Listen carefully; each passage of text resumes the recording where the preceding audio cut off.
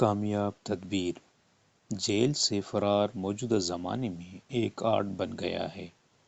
اخبارات میں اس کی مثالیں آتی رہتی ہیں۔ اس سلسلے کا ایک دلچسپ واقعہ وہ ہے جو 26 مئی 1986 کو پیرس میں پیش آیا۔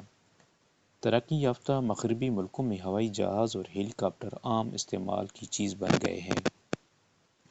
وہاں کوئی شخص اسی طرح ایک ہیلی کاپٹر کرایہ پر لے سکتا ہے جس طرح ہندوستان جیسے ملکوں میں موٹر کار کرایہ پر حاصل کی جاتی ہے۔ مذکورہ تاریخ کو ایک 30 سالہ عورت نے ایک تجارتی ادارہ ایئر کانٹیننٹ سے ایک ہیلی کاپٹر کرایہ پر لیا۔ وہ خود اس کو اڑاتی ہوئی پیرس کے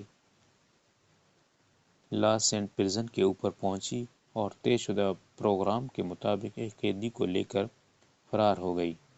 اس جیل میں ایک 34 سالہ شخص قید کا منظور بتایا گیا ہے۔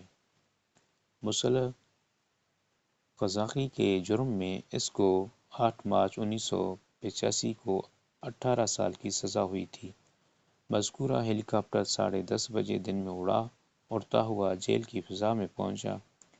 وہ اس کی ایک چھت پر اترا اور مذکورہ قیدی کو لے کر اڑ گیا۔ یہ پوری کارروائی صرف 5 منٹ کے اندر مکمل ہو گئی۔ جیل میں مسلح پولیس موجود تھی مگر یہ ساری کارروائی اتنی اچانک اور اس قدر غیر متوقع طور پر ہوئی کہ مسلح پولیس اس کے اوپر ایک فائر بھی نہ کر سکی۔ جب دو فریقوں میں مقابلہ ہو تو اس میں وہی فریق کامیاب ہوتا ہے جو مذکورہ قسم کی تدبیر اختیار کرنے کی صلاحیت رکھتا ہو۔ موجودہ دنیا میں کامیابی کا راز یہ ہے کہ حریف کو بے خبری میں پکڑ لیا جائے۔ اچانک ایسا اقدام کیا جائے جس کے متعلق فریق ثانی فوری طور پر کچھ نہ سوچ سکے۔ اس کو صرف اس وقت ہوش آئے جب کہ اس کے خلاف کارروائی اپنی کامیابی کی آخری حد پر پہنچ چکی ہو۔